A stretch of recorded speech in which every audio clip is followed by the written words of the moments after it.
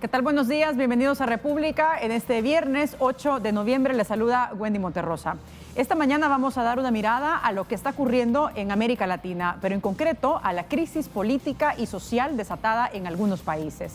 Chile vive la peor crisis de los últimos 30 años, desde que a mediados de octubre el gobierno anunciase un alza al pasaje del metro. Bolivia, por su parte, la violencia se extiende con las protestas contra un supuesto fraude cometido por el gobierno de Evo Morales en las elecciones del pasado 20 de octubre. En Ecuador, las masivas manifestaciones surgieron a raíz de la eliminación del subsidio al combustible.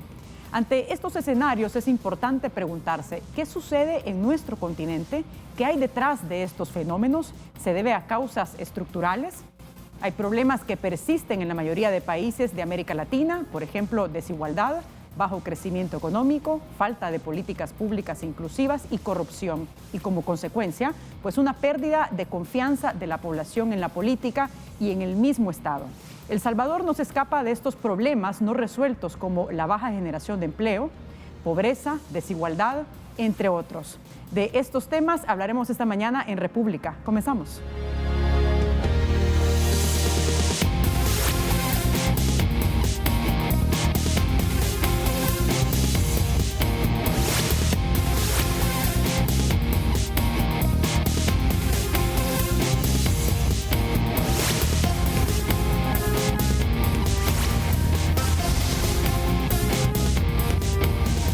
Bien, y como ya lo decíamos en la introducción de este contexto internacional, estas crisis políticas y sociales que se han desatado en las últimas semanas, de eso vamos a hablar esta mañana y damos la bienvenida a Roberto Rubio y Dagoberto Gutiérrez, que está con nosotros en el estudio. Roberto, ¿cómo está? Muy buenos días, Wendy. Muchas gracias por invitarme y por invitarme con la buena compañía que ya teníamos tiempo, Dago, de no estar juntos. ¿Qué tal, Dagoberto? ¿Cómo está? Bienvenido.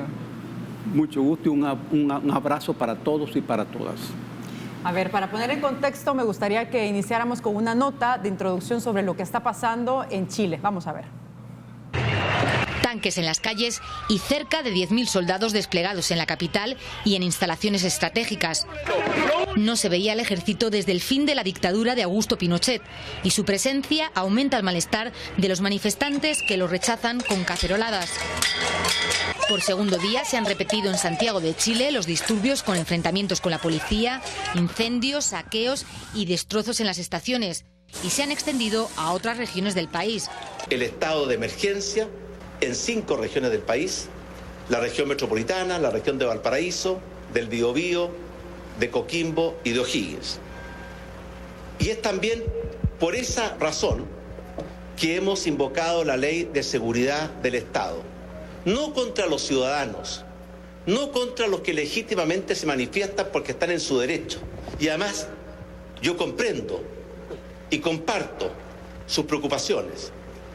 La Ley de Seguridad del Estado la estamos aplicando a aquellos delincuentes que no respetan a nada ni a nadie, que están destruyendo e incendiando nuestro país y que lo único que quieren es atentar contra las libertades y los derechos esenciales de todos los chilenos. Además, el ejército ha decidido decretar la suspensión de libertades personales, de movimiento, a través de un toque de queda total. Durante la noche en Santiago, Valparaíso y Concepción. De nada ha servido para calmar los ánimos la decisión de Sebastián Piñera de no subir el precio del metro. Esa medida fue el detonante de las protestas. Pero ahora también se quejan del sistema de pensiones, de la sanidad, la educación, los bajos sueldos y de la carestía de la vida en un país con un elevado índice de desigualdad. Descontento que también ha desatado una crisis política. Bien, ahí teníamos el panorama de lo que está ocurriendo actualmente en Chile con estas protestas masivas, pero más allá de verlo por país, porque también hay que analizar qué es lo que está sucediendo por países, Roberto, que son protestas sociales o un cierto hartazgo de la población, digamos, propio de o a falta de una serie de decisiones que los gobiernos han tomado que afectan a la población. ¿Cuál es su análisis en manera general, en conjunto, de lo que estamos viendo en América Latina con esta crisis sociopolítica? Con todas las diferencias, creo que el factor común es descontento con, por un lado, en unos países más es la parte política, el desencanto con el establishment político, con los partidos políticos tradicionales, y por otro lado con la situación económica, especialmente por las desigualdades ¿no?, que existen en América Latina. Estos son los dos factores. En definitiva es descontento. O sea, hay un descontento de la mayoría de las poblaciones de estos países, ¿verdad?, con sus gobernantes, y que esto es lo que está pues produciendo esta situación que estamos viendo, que es una especie también de descontento que ya se transformó en hartazgo, porque aquí hay descontento, pero todavía no se ha transformado en hartazgo de tal manera que la gente pues salga a manifestarse masivamente a la calle, ¿no? Creo que el caso quizás más sorpresivo fue en Chile, porque estábamos acostumbrados a ver, no sé si en otros países que saliera la gente a la calle, pero la pregunta era, bueno, ¿y Chile por qué? Si un país que se vende como un país casi desarrollado, sucede eso, una situación que creo que ni siquiera un astrólogo predijo, ¿verdad? Ni el señor que en paz descanse, Walter Mercado, se hubiera atrevido a pronosticar qué es lo que iba a suceder en Chile. Quizás mucha de la gente que estaba ahí sí, pues pulsaban un poquito que esto podía pasar, pero eran pocos. Entonces, de alguna manera, para muchos fue sorpresa, pero para los analistas que seguían, creo yo, el paso a paso de la situación, creo que pudieron detectar cómo se estaba alarmando realmente un descontento, como digo, que se transformó en hartazgo, y un hartazgo que se ha transformado ahora pues en protestas masivas. Sí. Dagoberto, ¿se pueden explicar estos fenómenos desde la visión de la izquierda y la derecha, con todo lo que estamos viendo en América Latina y propiamente en estos tres países? Qué buena pregunta. Pero antes de eso, quiero presentar este libro del poeta Chema Cuéllar. Él murió en los días de la guerra. Y hoy la editorial universitaria de la Universidad de El Salvador ha reunido su poesía. El Chema siempre escribió de manera fina y de manera muy audaz. Yo recomiendo a todas las personas que adquieran esta poesía de Chema Cuéllar. La poesía es importante incluso para la psicología de los seres humanos. El lenguaje es, por cierto, el nivel más alto de la inteligencia. El lenguaje. Después del lenguaje está la matemática. Ayer, 7 de noviembre, se celebró un aniversario más del triunfo de la revolución bolchevique en Rusia, que transformó Rusia y alteró los caminos normales de la humanidad. 70 años después se derrumba la Unión Soviética y se abre otro camino de donde surge Rusia y lo que es hoy Rusia. También ayer en la ONU 187 países votaron por el levantamiento del bloqueo estadounidense contra Cuba. Esta es una resonante victoria, muy propia de los tiempos que estamos viviendo hoy, en donde Estados Unidos como imperio pierde su hegemonía. Ojo, el poder se convierte en hegemonía cuando se transforma en un poder total. Es la hegemonía. No quiere decir que Estados Unidos no sea una potencia importante, pero no es la primera potencia militar. Eso es Rusia. Ni es la primera potencia económica. Eso es China. Y en el mundo opera la alianza de Rusia y China. Ojo, esto establece en el mundo contemporáneo nuevos términos. Ahora bien, ¿qué está ocurriendo en América Latina? Estamos viendo un proceso que se inició en El Salvador. No olvidemos que el pueblo de El Salvador desarrolló una guerra de 20 años, 20 largos años. Y luego se entra en un remanso de casi 30 años. La lucha de los pueblos se maneja en flujos y reflujos, alzas y descensos. No es una línea meteórica, no. La historia, las cosas no son así. Pues bien, En febrero del año pasado y en marzo de este año, en nuestro país se derrotó al régimen político. Esto es trascendente. El régimen político está basado en los partidos políticos. Y hay un artículo en la Constitución que así lo establece de manera lapidaria. Aquí no pueden haber gobiernos que no surjan de los partidos, ni pueden haber elecciones en donde no participen los partidos. Muy bien, pero lo que pasó en febrero del año pasado y en marzo de este determina otra cosa. Se gana una votación aplastantemente sin partido político, sin partido. Claro que formalmente se cumplió una formalidad, pero eso es pura formalidad. Dago, ¿eso se puede explicar por el hartazgo de la población, ese, digamos, descontento que se tiene, o puede responder a otros factores que de alguna forma incidieron en eso? Pero vamos a hacer una pausa y vamos a regresar con este análisis porque es importante ver lo que está pasando en el mundo, pero también explicar lo que pasa en nuestro país en el contexto local. Son las 6 de la mañana con 44 minutos. Regresamos enseguida. No nos cambie.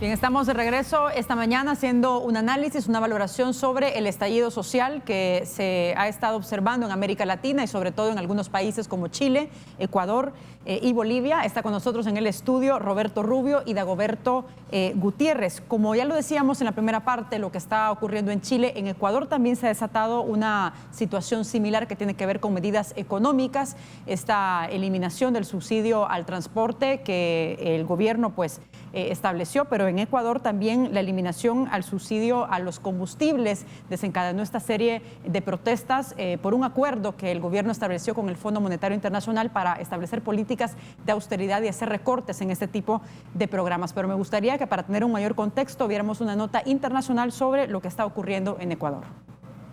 El centro histórico de Quito convertido durante unas horas en un campo de batalla entre los manifestantes y la policía.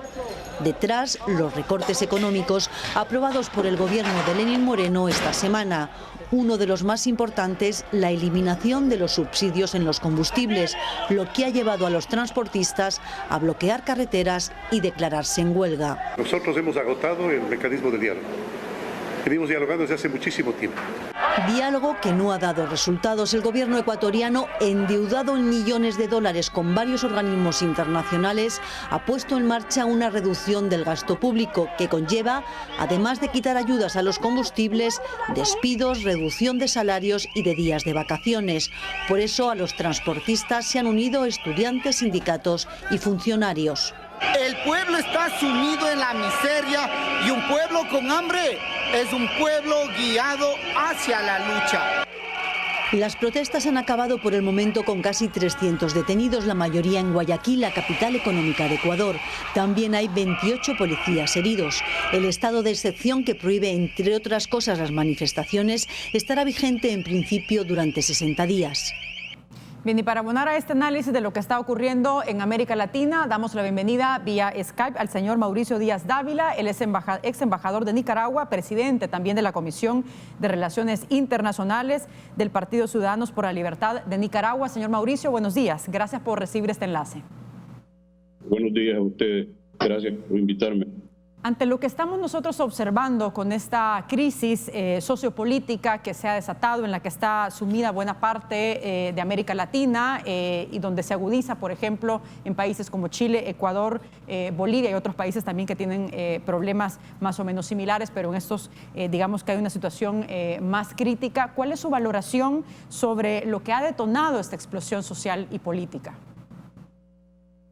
Bueno, yo creo que América Latina, en algunos países de nuestro continente, se están combinando factores que tienen que ver con un acumulado de injusticias sociales y también con la suma de una serie de estrategias emanadas desde movimientos políticos y sociales que promueven actos de violencia, desestabilización, porque esto arranca desde el momento en que se consolida lo que se llamó el proyecto socialista del siglo XXI. Pero claro, no solamente es culpa esto para responsabilizar a alguien del Foro de Sao Paulo, por ejemplo. Creo que aquí se dan varios hechos. También creo fundamental analizar que han habido gobiernos de derecha que descuidaron el tema de tratar las enormes desigualdades sociales que han venido acumulándose o que han heredado. De esos hechos, de esas circunstancias, se aprovechan los movimientos izquierdistas, los denominados socialistas, los denominados socialistas del siglo XXI, que se han organizado bajo las banderas de algo que se denomina el Foro de Sao Paulo, y ahora hay un grupo que nació en Puebla, México, que también tiene los mismos objetivos. Claro, América Latina es diversa, no se puede hablar de un solo fenómeno, habría que analizar país por país, pero como ustedes han señalado, nadie se imaginaba que una nación con el prestigio y la democracia consolidada que veíamos en el continente como Chile, de repente eclosionó, o la crisis que vivió Ecuador, en donde era predecible porque al haber un cambio de gobierno y pasar el gobierno del señor Moreno a tratar de recuperar la institucionalidad, a tratar de independizar su comportamiento de los compromisos con el eje socialista del siglo XXI, con el chavismo, madurismo, esto lo que ha provocado es que, frente a los fenómenos de ajuste que estos gobiernos tratan de implementar con nuevos proyectos, nuevos acuerdos, por ejemplo, con el Fondo Monetario Internacional, los pueblos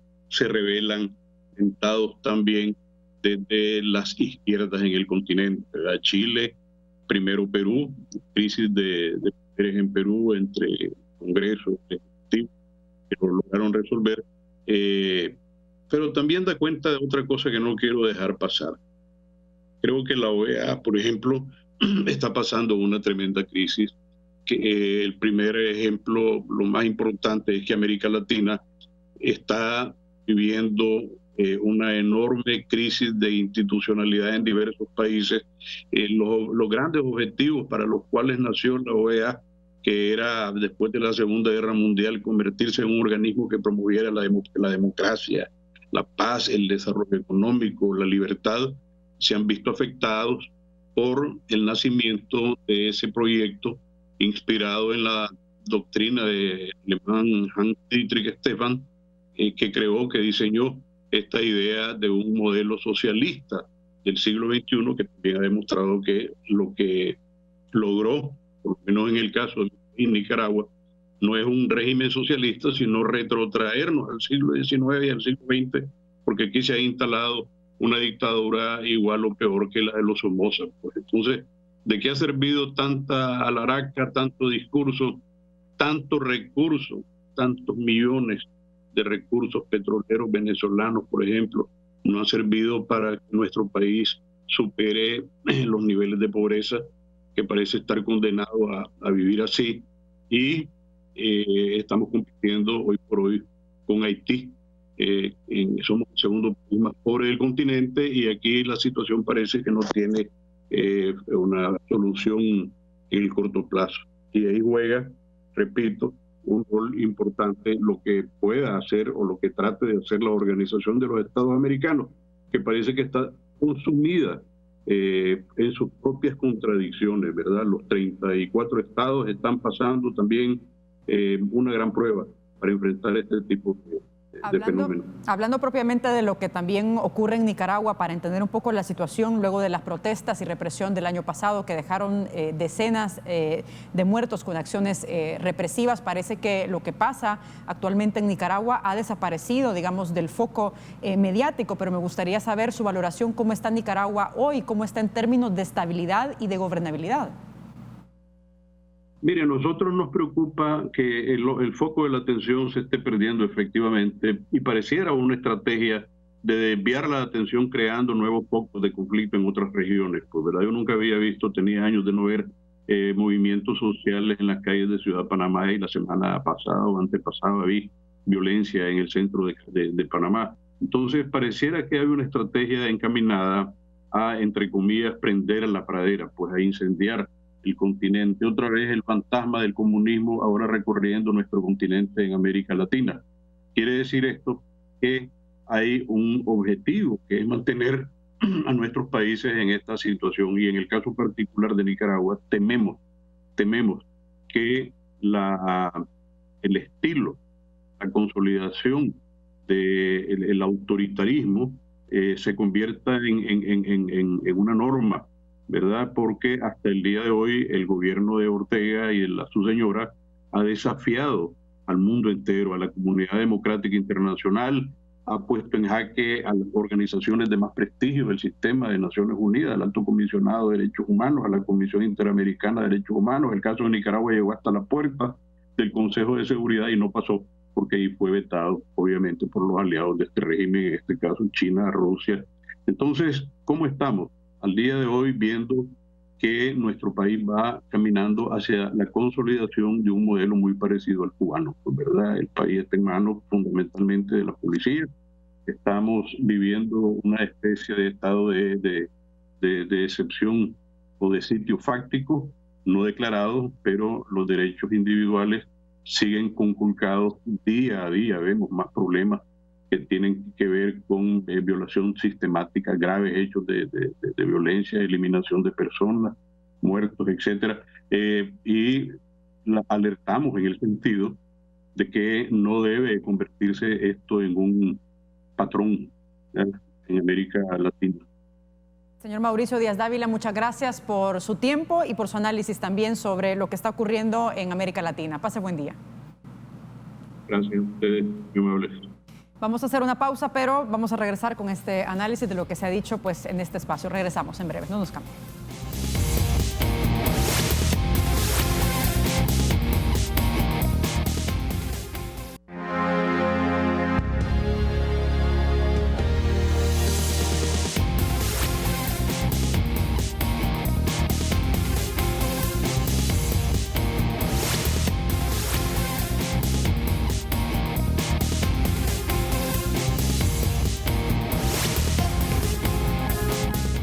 Estamos de regreso esta mañana conversando con Roberto Rubio y Dagoberto Gutiérrez sobre la crisis sociopolítica que se ha desatado, que hemos conocido en los últimos días en América Latina. Son las 7 de la mañana con 2 minutos y a diferencia de lo que ocurre, por ejemplo, en Chile y en Ecuador, en Bolivia, la crisis que se ha desatado o que se ha producido tiene que ver más con una cuestión política. Hay fuertes señalamientos de un fraude electoral y me gustaría que viéramos una nota para tener un contexto sobre lo que está ocurriendo en este país. Bolivia está partida en dos. Los enfrentamientos entre los seguidores de Evo Morales y los de la oposición acentúan la brecha social originada por el cuestionado recuento de votos el pasado domingo. El escrutinio dejaba a Morales al borde de una victoria en primera vuelta. Ahora, para disipar dudas, la Organización de los Estados Americanos, que encabeza la observación internacional de los comicios, recomienda una segunda ronda electoral. Debido al contexto y las problemáticas evidenciadas en este proceso electoral, continuaría siendo una mejor opción convocar a una segunda vuelta. El candidato opositor Carlos Mesa ya ha anunciado que no reconocerá los resultados. Dice que Evo Morales es un promotor del fraude y que no respeta la Constitución. El presidente ha vulnerado la Constitución sistemáticamente y quien viola el Estado de Derecho y quien viola la democracia a través de su habilitación como candidato ilegal. En medio de este clima de tensión, Morales denuncia un intento de golpe de Estado. Está en proceso un golpe de Estado. Aunque quiero decirle, ya sabía anticipadamente, se prepararon la derecha con apoyo internacional para un golpe de Estado. La ONU ha llamado a frenar los episodios de violencia y pide que cualquier diferencia en torno al resultado se resuelva a través de cauces constitucionales. Roberto, ¿cuál es su valoración sobre esto que está pasando en Bolivia y a su juicio a qué responde? ¿Cuál es la posición que debería tener el presidente Evo Morales sobre todo este manifiesto social a raíz de digamos, una especie de fraude que se estaría dando electoral. Bueno, aquí, a diferencia de Ecuador o de Chile, vemos como el componente político, la protesta por una situación política es más fuerte. No quiero decir que no hayan problemas económicos, aunque acordémonos que Bolivia, dentro de los países que se llamaban del socialismo del siglo XXI, a diferencia, por ejemplo, de Venezuela, pues no era un país que, digamos, económicamente desastroso como lo ha sido Venezuela. Y ahí se ha dado un fenómeno donde hay un sector medio urbano, por cierto, muy fuerte, que es el que políticamente, digamos, ha rechazado estas elecciones. Ese pues fraude electoral que pudo haberse cometido ha sido el detonante para que estos sectores, sobre todo urbanos, salgan justamente a protestar. Hay hasta cierto punto también ese hartazgo, pues un gobierno que ya dura creo que 15 años, manoseó la Constitución para reelegirse. La Constitución de Bolivia dice que no puede durar más de 2 periodos consecutivos. Sí, pero mira, han encontrado fórmulas, ya vemos en Nicaragua, en Honduras, cómo se han hecho cosas para reelegirse, y se usan artificios legales para hacerlo, aunque las constituciones lo prohíben. Al final terminan cambiando la Constitución o interpretándola de una manera que les permite la reelección. Creo que este ha sido también un hartazgo político, ¿no? Que detona por eso. No nos olvidemos pues que no es lo mismo esta protesta por impulsos que dio el Fondo Monetario, porque se elevó el precio del metro, de la gasolina, como en Chile o Ecuador, sino que el detonante ha sido más una cuestión política. Creo que lo que estamos viendo ciertamente también en América Latina en general, si vemos el componente socioeconómico, es que nuestras élites dominantes realmente no se han dado cuenta de que el crecimiento económico no basta, que estas medidas de que el mercado es el que lo va a resolver, que parecía que eso pudo haberse acabado hace años cuando ya los programas de ajuste estructural empezaron a debilitarse. Pues se pensaba de que quizá el mercado lo solucionaba todo y el crecimiento. Mira el caso de Chile. Pues es un país que en términos económicos, de promedios económicos, está casi a las puertas de la OCDE, de los países desarrollados, donde hay un sector, digamos, pudiente, fuerte, más con ingresos y niveles.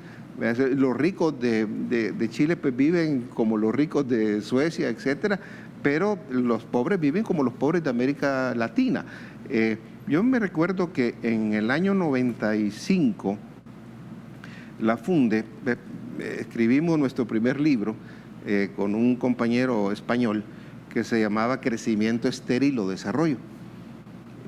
Y fue en el momento en que El Salvador empezó a tener unas tasas de crecimiento de 5 o 6% después de la guerra.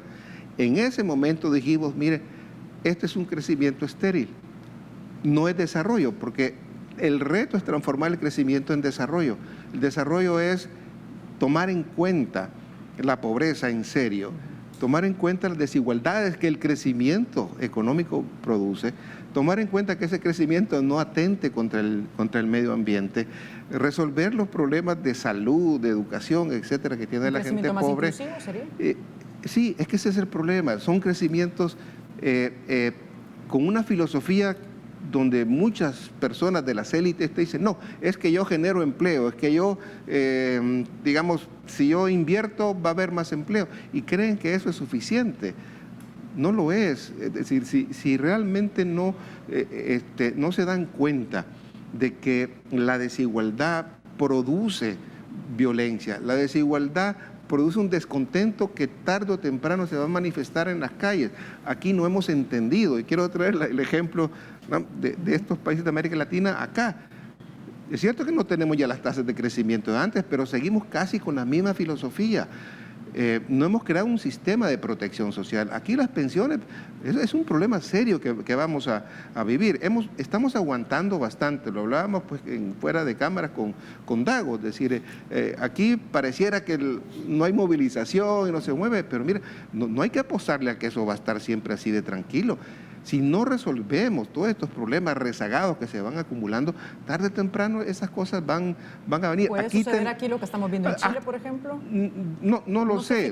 Lo que sí sé es que aquí posiblemente podemos tener más respiraderos que nuestros vecinos. Recuerda que en Honduras se dieron esas manifestaciones, sí. En Guatemala aquí no se ha dado todavía. Tenemos, como digo, y podemos en otro momento hacer un análisis de los respiraderos que tenemos que permiten que esa olla de presión que está ahí, pues no estalle todavía. Pero eso no quiere decir que más adelante no podamos tenerlo. Y es aquí el reto, es decir, la sociedad, el Estado, las élites dominantes tienen que entender, ¿no?, de que ese crecimiento económico no resuelve esos problemas. Está bien para hacer ganancias de uno, está bien para generar un poco de empleo, pero son crecimientos, como digo, estériles. Es una obsesión de los economistas que vamos a crecer a las tasas de 4 o 5. Sí, yo entiendo que si no crecemos a tasas de 5, 6, 7, pues mire, posiblemente no solucionamos los problemas sociales. Pero quedarse ahí solamente en ese crecimiento es un crecimiento estéril que a la larga larva el descontento social. Eso es lo que creo que desde ya tenemos que aprender, porque si no aprendemos de las lecciones de otros países, vamos a seguir con más de lo mismo. Y si este gobierno sigue haciendo más de lo mismo que los otros y no le apuesta realmente al tema social, pues yo creo que tarde o temprano van a verse manifestaciones de descontento bastante fuertes. Dagoberto, a propósito de lo que nos comentaba el ex embajador de Nicaragua, este descuido de la desigualdad social que estamos viendo en América Latina, ¿solo es responsabilidad de los gobiernos de derecha, como lo manifestaba él? ¿Cuál es su valoración sobre esto?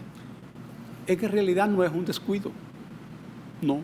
Es parte de la esencia de los modelos económicos y políticos que se aplican, que por su naturaleza son desiguales, por su propia naturaleza.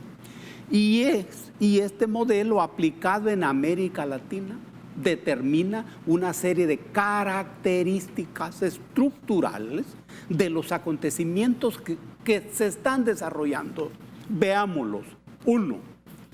En estos acontecimientos, el protagonista es el pueblo. Esto es fundamental.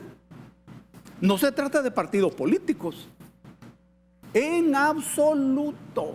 Es directamente el pueblo el que ha salido a la pelea en cada país a partir de su estructura económica. Los sectores sociales son diferentes, pero ese es el pueblo. Ese es el primer rasgo. Segundo rasgo. Aquí no se trata de pelea entre izquierda y derecha. Mira qué interesante el fenómeno. No se trata de eso. Ese no es el punto.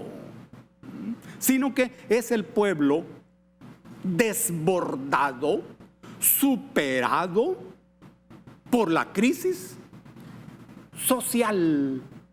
En esos países no hay crisis económica, no, así como aquí. Así como aquí, hay crisis social que ha hecho estallar la crisis política. Tercer rasgo de la coyuntura. Estos pueblos se enfrentan al neoliberalismo.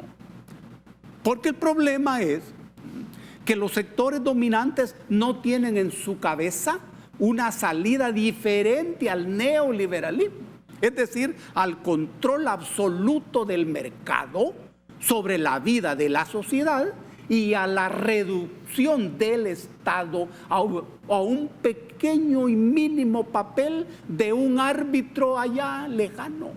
Esta es otra característica. Hay otra característica.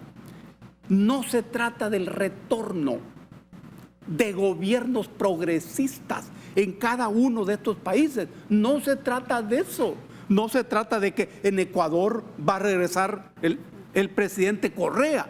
No se trata de eso.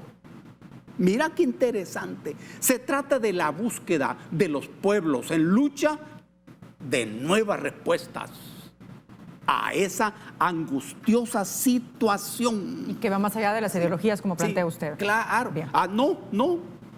No. Hay ideologías. Pero además, observemos que allí recuperan beligerancia en cada país los pueblos originarios. Eso es lo que ocurre en Ecuador, por ejemplo. Ojo, y cuando hablamos de los pueblos originarios, no estamos hablando de gente sin nivel científico.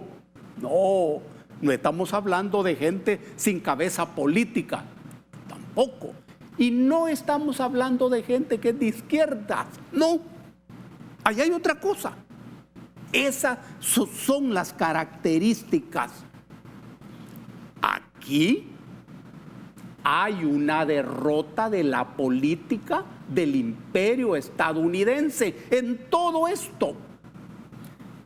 ¿Quién es la vitrina de los Estados Unidos en América del Sur sino el gobierno de Macri? Y miren lo que le pasó a Macri. ¿Qué es lo que viene? ¿A dónde viaja Fernández en su primer viaje al exterior? A México. Claro, y López Obrador está haciendo una pelea muy compleja. De eso vamos a hablar, de hecho, después de la pausa, porque es importante también estas son las características. Estoy diciendo que en este proceso el punto de arranque se dio aquí en tu casa, y lo hiciste vos, pueblo maravilloso. Bien, y hay cosas pendientes. Vamos a hacer una pausa, pero regresamos enseguida con más de este análisis. Son las 7 de la mañana con 16 minutos y les invito desde ya que participen en las redes sociales. Estamos en nuestras diferentes cuentas en pantalla. Estamos en Twitter como República 33 TV. Nos encuentra en el WhatsApp en el 7318-7627. Y también estamos en Facebook como República TV 33. Regresamos.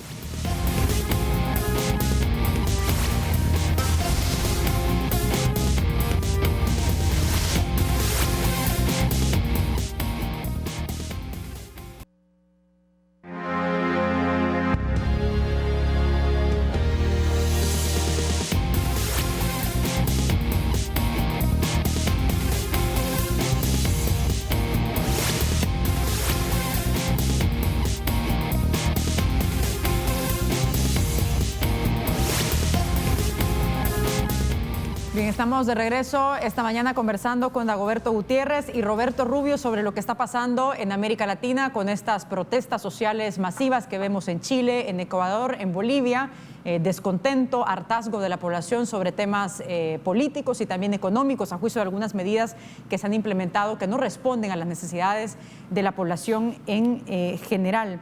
A ver, Roberto, el populismo, por decirlo así, viéndolo desde este punto de vista, ha ido ganando terreno en América Latina, de acuerdo a algunos expertos.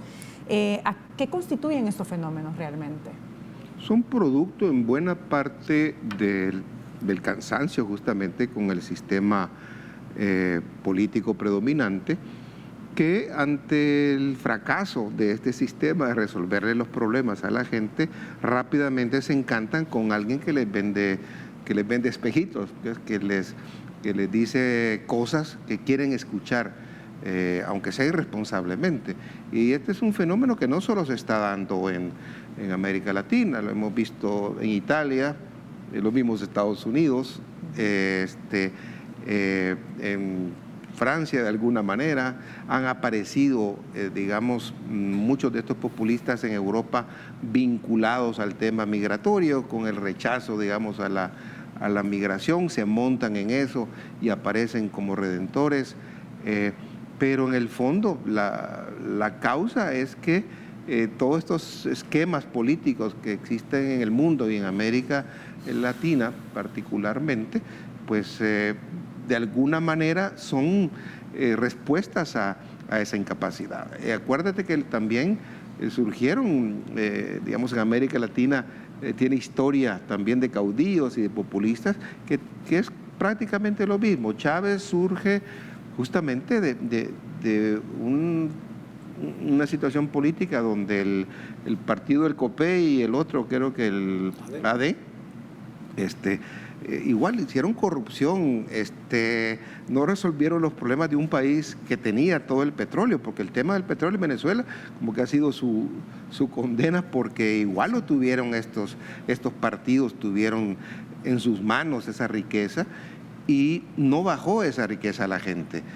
Y entonces viene la frustración. Entonces la gente se agarra de algo, se agarra de un líder que puede tener formas diferentes, que habla bonito, que se viste distinto, y la gente busca entonces a esta persona creyendo que le va a resolver y no ¿Como pasa. lo que ha sucedido aquí, por ejemplo? Yo creo que aquí ha sucedido bastante, claro, que aquí lo que pasó en esa ruptura que hubo es que se probó a Arena. Arena no enfrentó digamos, los problemas socioeconómicos serios de este país. Se tuvo la esperanza que el Frente lo iba a hacer y cayó prácticamente en lo mismo.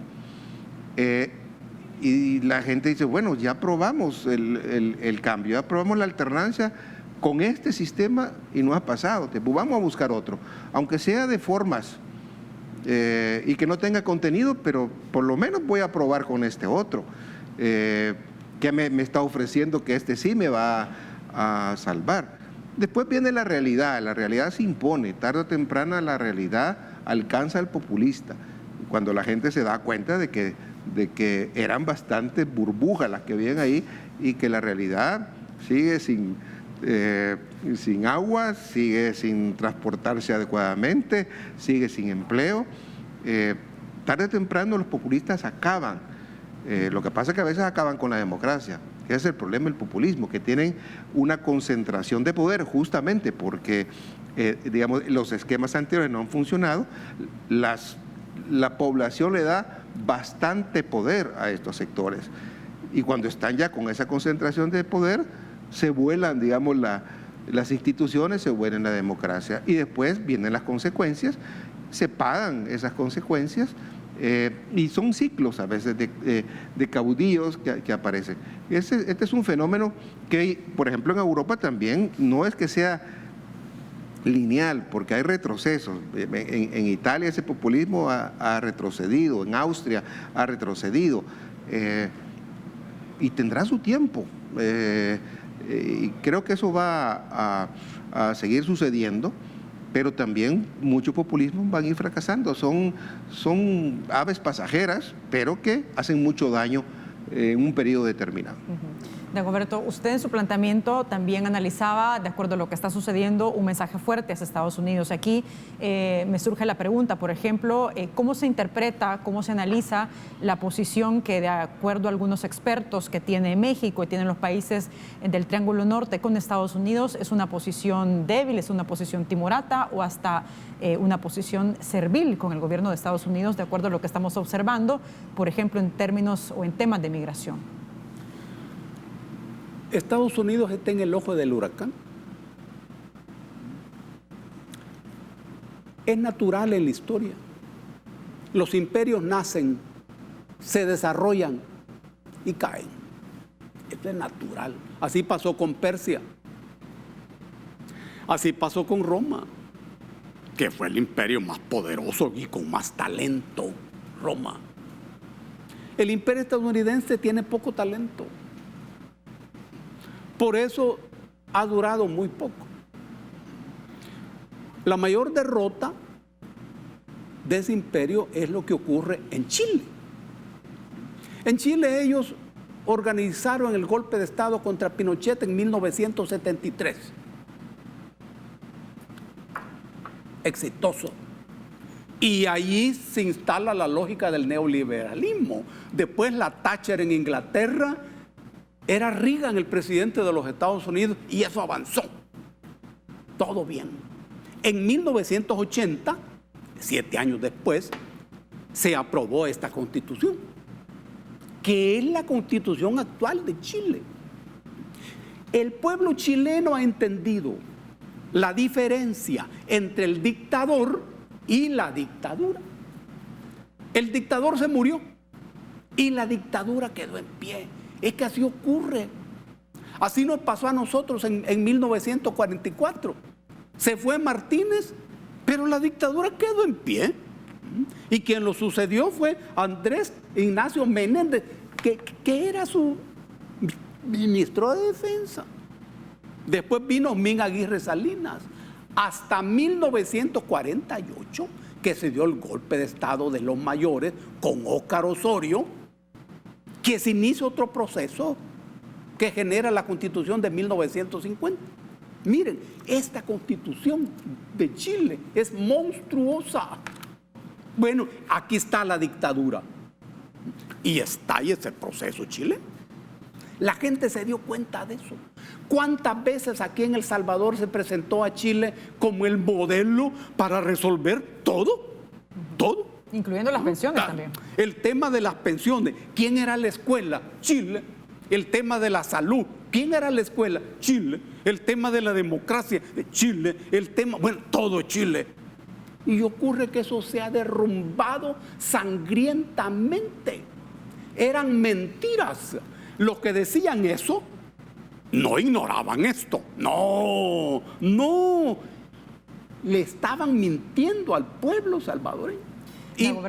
De acuerdo con lo que dice, solo le arrojo un dato porque tiene que ver con este análisis. Dice la CEPAL que en Chile, por ejemplo, el 1% más adinerado del país se quedó con el 26.5% de la riqueza en 2017, mientras el 50% de los hogares de menores ingresos accedió solo al 2.1% de la riqueza neta. Eso tiene que ver, lógicamente, con la imagen que uno tenía de Chile, de una alta rentabilidad económica, claro, y una alta desigualdad, claro, lógicamente, que desencadenen esto, ¿no? Es que es el sentido de la dictadura. Solo te voy a leer el artículo 31 que se refiere a las atribuciones del presidente. Oye, el número 14, nombrar a los magistrados de los tribunales superiores y a los jueces letrados. ¿Qué te parece? El presidente de la República nombra a los magistrados del Tribunal Superior y a los jueces. Y no solo eso.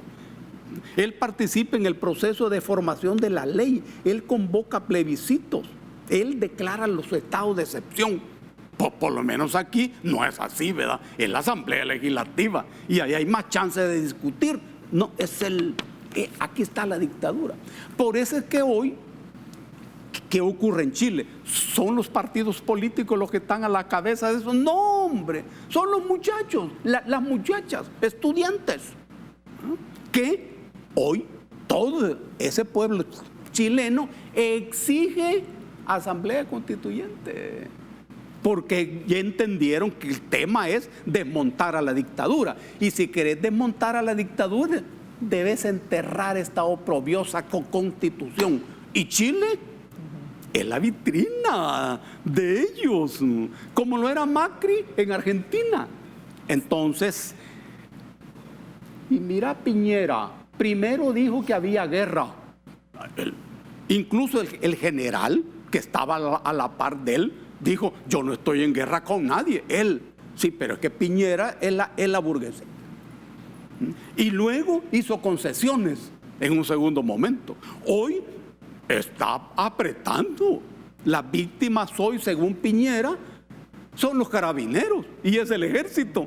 Sin embargo, los gobiernos siguen sosteniendo que esto se debe a un plan de desestabilización política y no realmente a un mensaje fuerte de la población. Vamos a hacer una pausa, pero regresamos enseguida con más de este análisis. No nos cambien.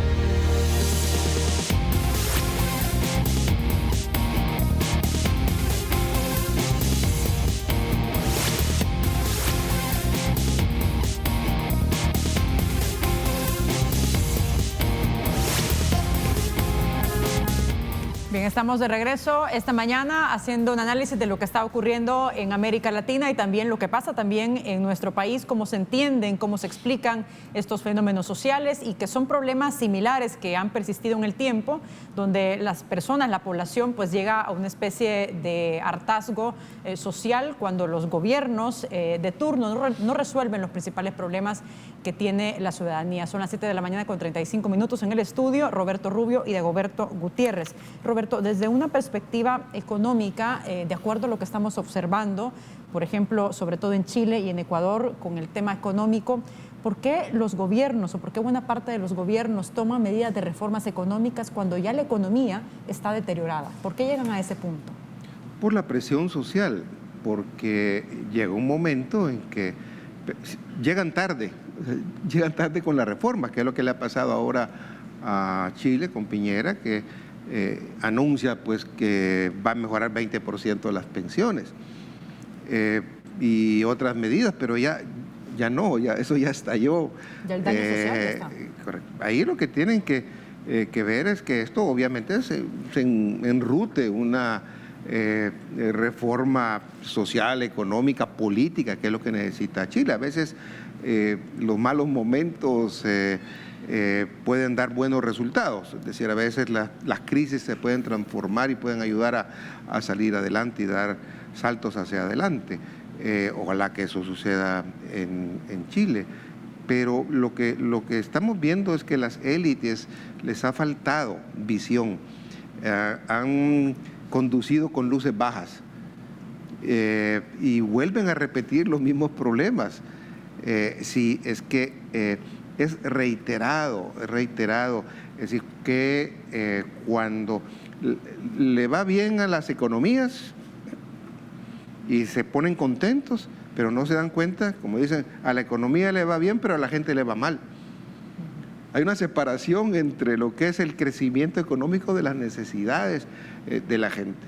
Y eso ha venido dándose recurrentemente. Como te decía antes, en la época de los 90, pues hasta hace un momento determinado yo me acuerdo que se dijo que El Salvador iba a entrar a los países de la OCDE, que El Salvador era el tigre latinoamericano, ¿no? Que eran los tiempos donde se dejó bastante a lo que se llaman las filosofías, las medidas neoliberales, y que el mercado lo iba a resolver.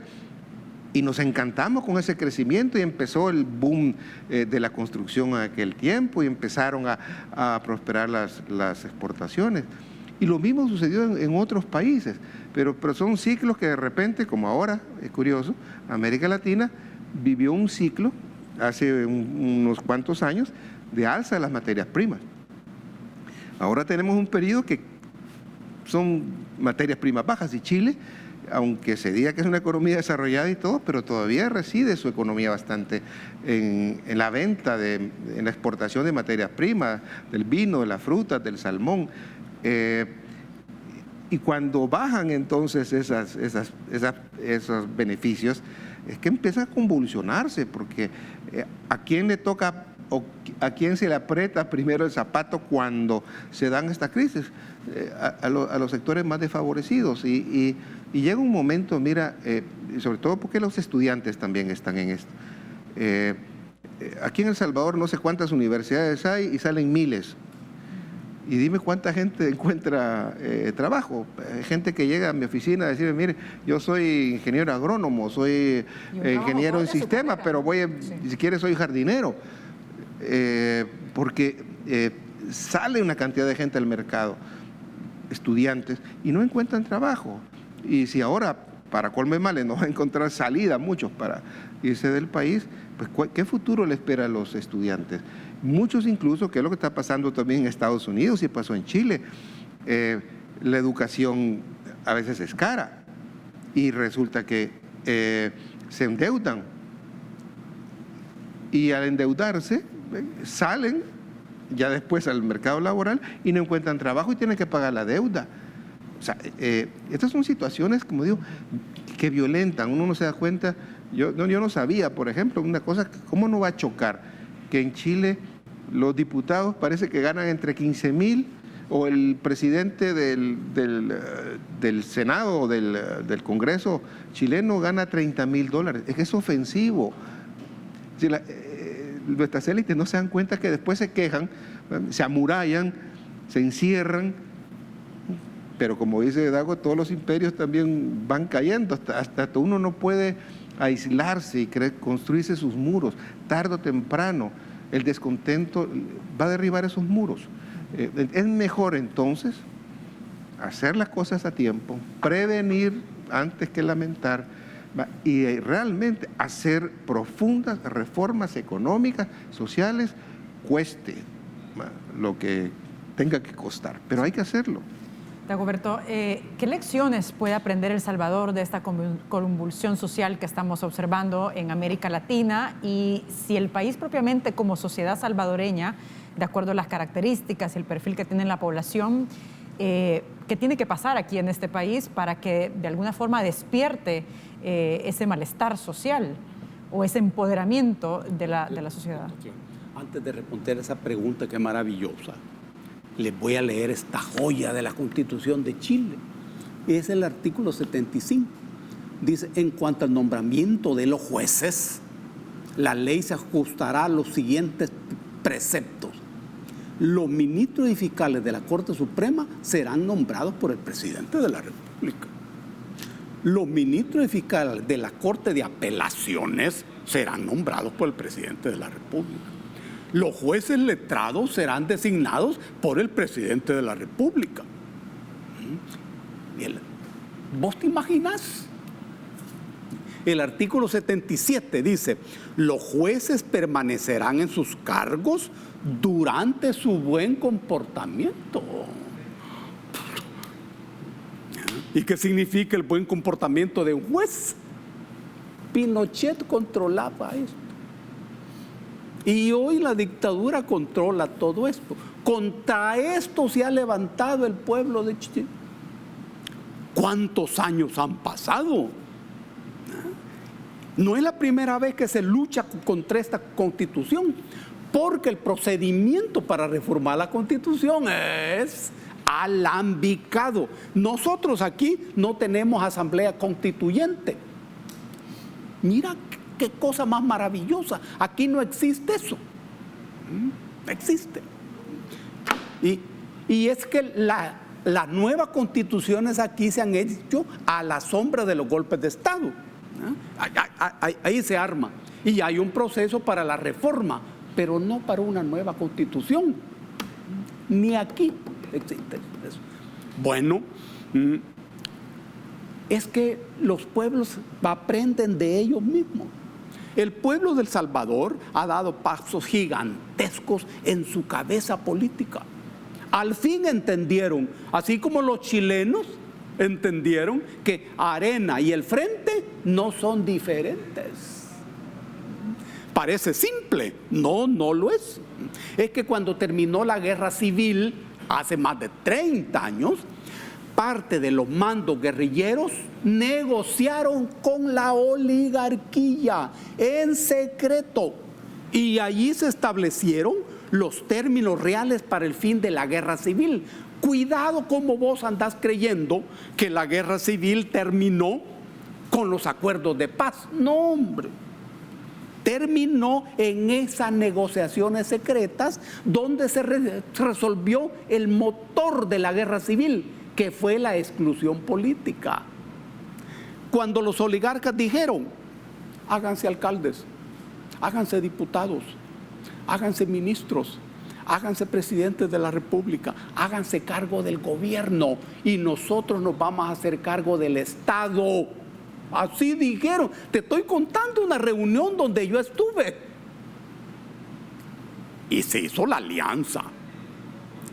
Nosotros nunca fuimos partido político, no, pero los oligarcas organizaron un partido político y una vez lo tuvieron, dijeron, pónganle nombre.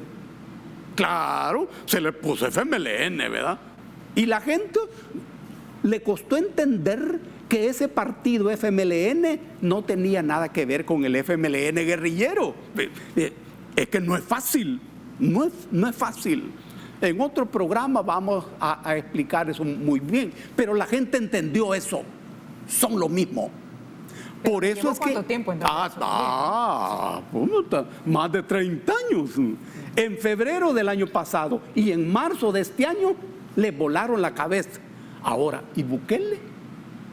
Vamos a quedarnos hasta acá porque es interesante ese análisis. Vamos a regresar con la última parte de esta entrevista, 7 de la mañana con 44 minutos. No nos cambie.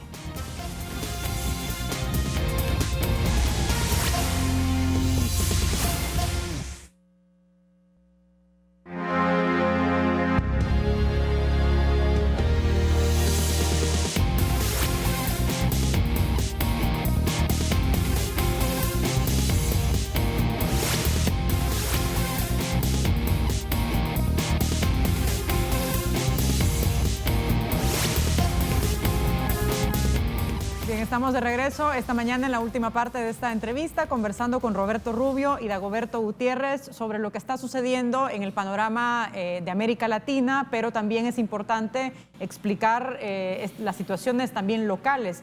Y sobre esto, ya lo decía Dagoberto Gutiérrez antes de ir a la pausa, de alguna forma, bueno, hay que entender primero qué está pasando en El Salvador, los cambios que se han dado luego de las últimas elecciones y, digamos, ese rompimiento de ese esquema que se había venido, produciendo durante los últimos años. ¿Qué podemos esperar de cara a 2021, Roberto? De acuerdo con lo que estamos viendo, el gobierno actual en las últimas encuestas tiene una alta ponderación de popularidad. Los partidos políticos tienen, una baja ponderación de popularidad ya. La gente está totalmente desconectada de los partidos políticos tradicionales de la posguerra. ¿Podríamos pensar en que se puede tener en 2021 el gobierno una mayoría en la Asamblea Legislativa? Es difícil predecir porque hay varios factores. Primero, la popularidad del presidente no es transmitible automáticamente al partido, sobre todo cuando no hay un partido. Es más, Nuevas Ideas, que tenía la golondrina y tenía ese celestito, pues se lo ha apropiado Gana. Y quiera o no, eso no deja de confundir. La gente, bueno, mire, yo voy a votar por Gana, voy a votar por Nuevas Ideas. Alguna gente puede entrar en esa confusión. Gana es la que tiene la estructura territorial, Nuevas Ideas no tiene. Es decir, la popularidad reside en el presidente, no tanto en el partido como tal. Y eso en unas elecciones legislativas y de alcaldes no es transmitible automáticamente. Segundo, las elecciones legislativas y municipales tienen una lógica y una dinámica muy diferente a las presidenciales. Subir diputados o bajar diputados cuesta. Ahora, también depende que si, aunque sea difícil que Nuevas Ideas y Gana arrase por ese esquema partidario de residuos, por el hecho de que la popularidad no se transmite tan fácilmente, pero si los otros partidos son tan desastrosos que muchas veces la gente va a decir, pues no voy a votar. A mí no me encanta ya este presidente, yo no quiero votar por él, se ha desgastado, no me resolvió mis problemas. La actitud de la gente va a ser dejar de votar, pero eso no significa, ¿no?, que van a beneficiarse los opositores.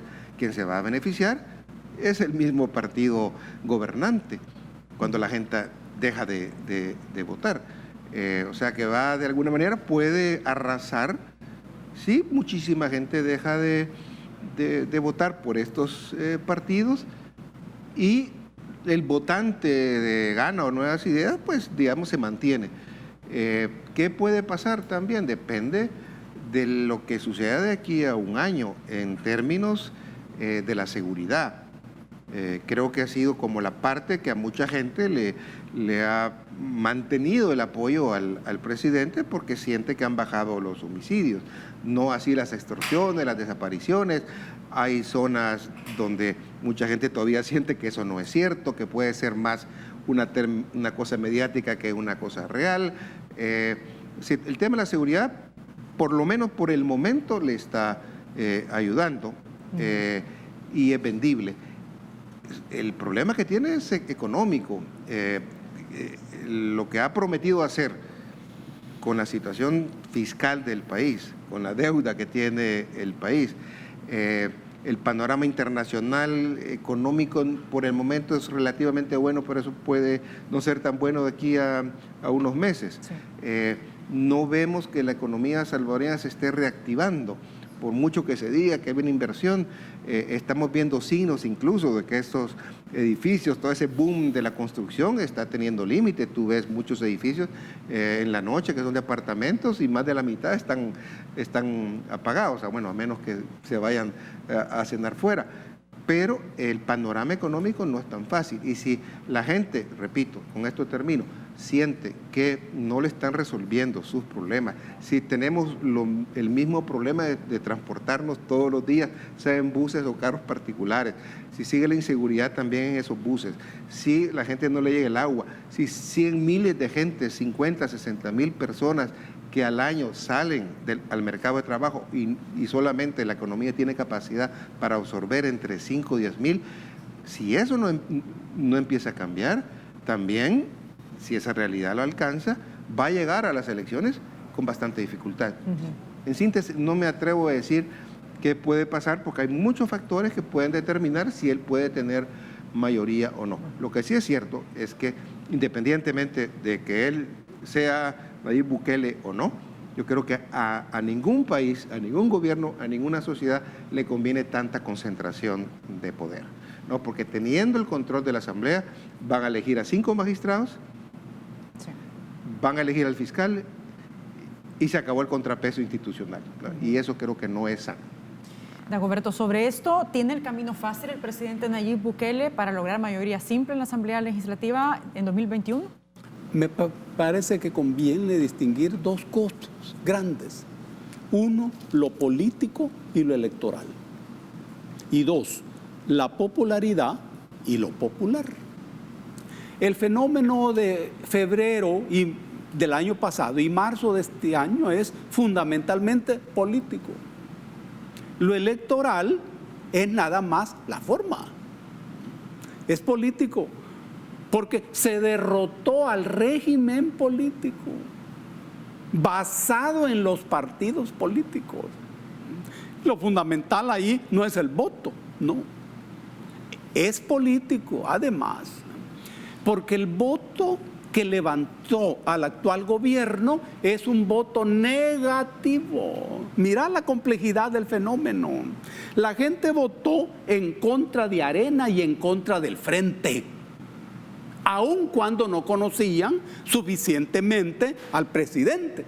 Pero la gente dijo, a esto lo conocemos abundantemente, a este lo vamos a conocer después. Es político. El fenómeno es político porque se derrotó a los partidos políticos. Mire el punto, no es electoral. Y lo que viene en el 2021 también es político. Y aquí, si se hace un simple cálculo electoral, se pueden equivocar. Entiendo que hay que saber qué es lo que la gente está opinando. En lo político confluyen dos grandes ríos. Uno, el río de las transformaciones de la vida de las personas y el río de la lucha contra estos actuales partidos políticos. En el primer río hay deudas pendientes. La vida de las personas se complica más. Bien. Y un segundo punto, yo puedo tener popularidad sin ser popular. Y puedo ser popular sin tener popularidad. La popularidad es una construcción ideológica. Si yo salgo todos los días en los diarios y en la televisión, en la radio, tengo popularidad. La gente me conoce. Pero si yo defiendo los intereses del pueblo, es decir, de la mayoría de la sociedad, entonces soy popular. Este gobierno es popular. El presidente es popular o solo tiene popularidad. Bien, con esto cerramos. Muchas gracias por habernos acompañado, Roberto, Dagoberto. Ojalá que tengamos tiempo para seguir conversando sobre esto, que hay mucho que hablar. Muchas gracias. Gracias, Wendy. ¿Cómo no? Será este lunes. Fuerte abrazo. Buenos días.